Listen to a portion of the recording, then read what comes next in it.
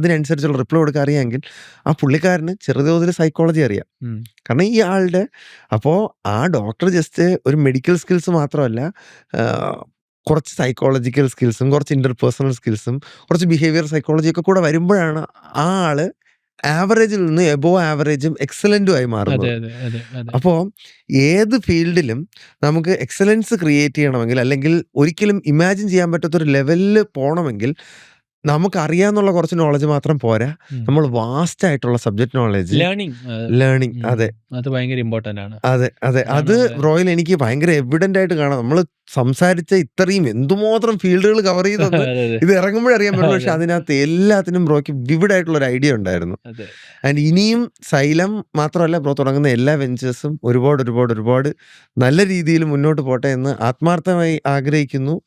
ഒരു എന്താ പറയാ, കേരളത്തിന്റെ മുഖമുദ്രയായി തന്നെ ഉയരട്ടെ. അയ്യോ സന്തോഷം.